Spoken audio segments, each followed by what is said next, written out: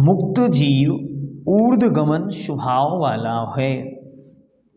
वैसे तो आचार्यों ने प्रत्येक जीव को विशेषा स्वभाव से उड्ड गई ऊर्ध्वगमन वाला बतलाया है, लेकिन सिद्धत्व को प्राप्त करते ही जीव ऊपर क्यों गया, अन्यत्र तिरछा दायां बायां नीचे क्यों नहीं गया, इसके लिए तर्कपूर्ण उत्तर देते हुए सूत्र नंबर 6 में कारण बतलाते हैं और सूत्र नंबर 7 में उन कारणों के उदाहरण देते हैं। तो आइए क्रमशः देखते हैं। पूर्व प्रयोगा दसंगत्वा बंधच्छेदात तथा गति परिणामाच्च। पूर्व प्रयोगा दसंगत्वा बंधच्छेदात तथा गति परिणामाच्च। 4 कारण बतलाए। पहला कारण है पूर्व प्रयोगात, पूर्व मतलब पहले का संस्कार होने से। दूसरा असंगत्वात, कर्मों का संगति दूर होने से। तीसरा बंधच्छेदात, बंध का नाश होने से, जिसके कारण आत्मा बंधी हुई थी वो संपूर्ण बंधन टूट गए और वो मुक्त हो गई। चौथा कारण तथा गति परिणामात, जैसा उसका ऊर्ध्वगमन स्वभाव था उस स्वभाव के होने से वह मुक्त जीव ऊर्ध्वगमन करता है। अब इन चारों चीज़ों का हमको कोई कारण बतलाएंगे, इनका कोई उदाहरण बतलाएंगे क्या? तो आचार्य कहते हैं हाँ, इन चारों बातों का हम आपको कारण बतलाते हैं। तो सबसे पहले सूत्र नंबर 7 में चारों कारण बतलाए, तो सूत्र को देखते। आविद्य कुलाल चक्रवत व्यपगत लेपालावु बदेरण्य बीज बदागनी शिखावच्च। आविद्य कुलाल चक्रवत व्यपगत लेपालावु बदेरण्य बीज बदागनी शिखावच्च। अब क्रमशः चारों का उदाहरण देते। तो सबसे पहले पूर्व प्रयोगात, पहले का संस्कार होने से। उदाहरण क्या दिया? आविद्य कुलाल चक्रवत, कुंभकार के द्वारा घुमाए गए चाक चके के समान। दूसरा असंगत्वात, संग के दूर होने से। उदाहरण दिया व्यपगत लेपालावुवत, जिस प्रकार लेप से रहित होने पर तुम भी ऊपर आ जाती है। तीसरा बंधच्छेदात, उदाहरण दिया ऐरण्य बीजवत, ऐरण्य के बीज के समान। चौथा तथा गति परिणामाच्च, उदाहरण दिया अग्नि शिखावच्च, अग्नि के शिखा के समान। आइए अब इन चारों उदाहरणों को अच्छी तरह समझते। पहले तो 4 हेतु, क्या क्या कारण दिए ऊपर जाने के? पहला पूर्व प्रयोग, दूसरा संग का अभाव, तीसरा बंध का टूटना और चौथा ऊर्ध्वगमन स्वभाव। अब इनमें हेतु उदाहरण क्या बतलाएं, दृष्टांत क्या दिया? तो पूर्व प्रयोग घुमाया हुआ कुम्हार का चक्र, संग का अभाव लेप से मुक्त हुई तुम्बी, बंधन का टूटना अर्थात छिलके के हटते ही ऐरण्य बीज का ऊपर जाना और ऊर्ध्वगमन स्वभाव अग्नि की शिखा। आइए इनको विस्तार से देखते।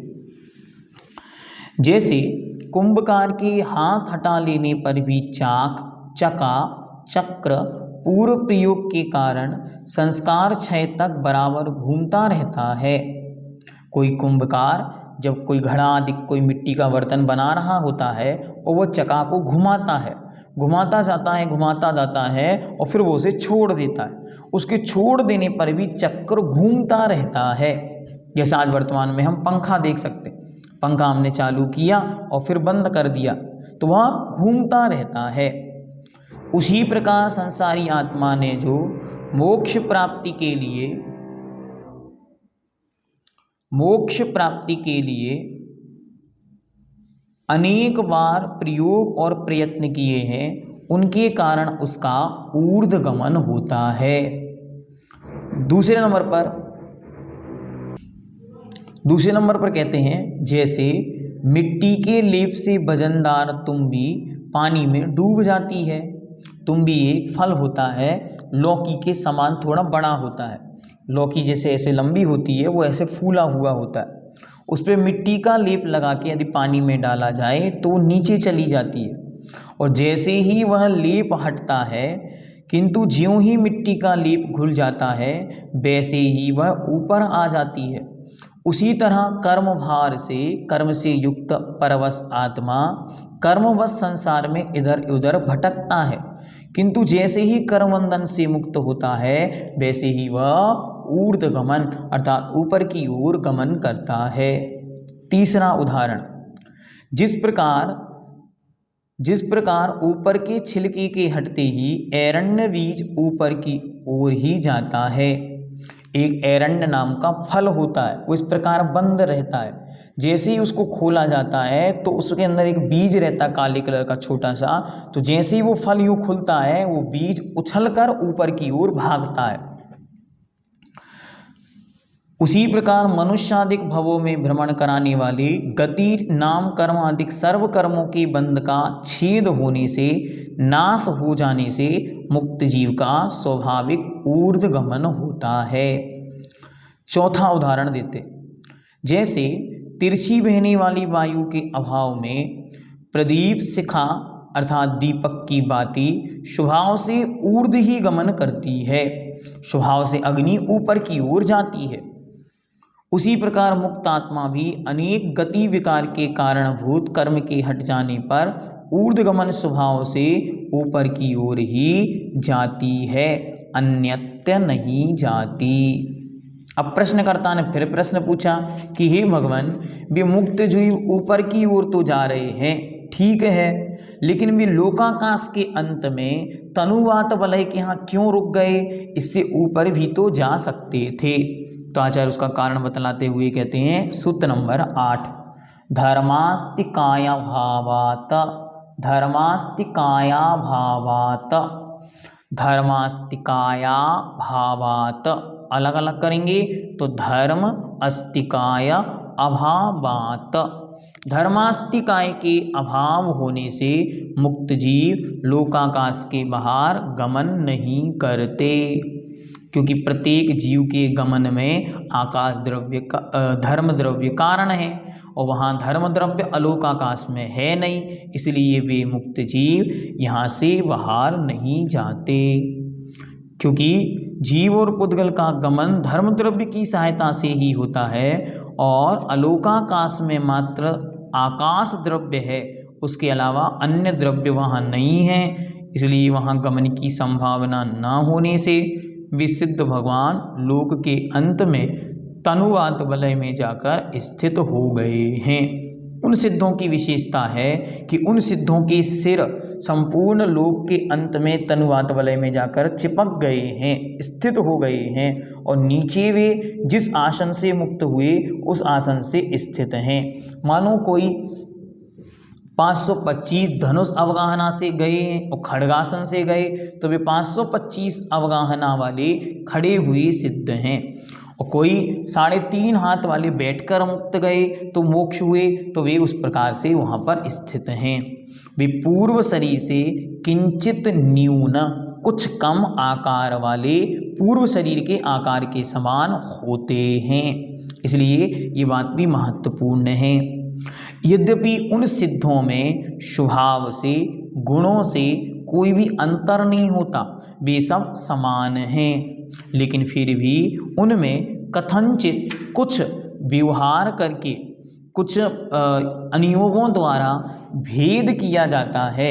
उन भेदों को आचार्य भगवंत सूत्र नंबर 9 में बतलाने का प्रयास करेंगे। अच्छी तरह क्या याद रखना कि यद्यपि सिद्धों में कोई भी भेद या अंतर नहीं होता, सभी सिद्ध गुणों में समान होते हैं, लेकिन फिर भी कुछ अनियोगों के द्वारा उनमें विशेषता दिखलाने के लिए आप आचार्य भगवंत ने सूत्र नंबर 9 में क्षेत्राधिक अनियोग द्वारों से उनमें अंतर दिखलाने का पुरुषार्थ किया है। इस प्रकार हमने यहाँ पर यह जाना कि वह जीव ऊपर की ओर गया और ऊपर ही क्यों गया, तो उन्होंने 4 कारण बतलाए और उन चारों के 4 उदाहरण भी दिए। पूर्व प्रयोग से घुमाए हुए चक्र के समान, संग के अभाव से जैसे तुम्बी के ऊपर से मिट्टी के लेप काला हो जाना, बंधन के टूटने से जैसे ऐरण्य के बीज के समान, और ऊर्ध्वगमन स्वभाव से जैसे अग्नि की शिखा। और वह धर्म यहाँ लोकाकाश के अंत में ही क्यों रुक गए, अलोकाकाश में क्यों नहीं गए, तो उन्होंने कहा धर्म द्रव्य के अभाव होने से वे उसके बाहर नहीं गए। इस प्रकार इसे हमने जाना। आगे अंतिम सूत्र के माध्यम से हम सिद्धों के बीच में अनियोग द्वारों के द्वारा कहे गए भेदों को, अंतरों को जानकर इस 10वां अध्याय को पूर्ण करेंगे।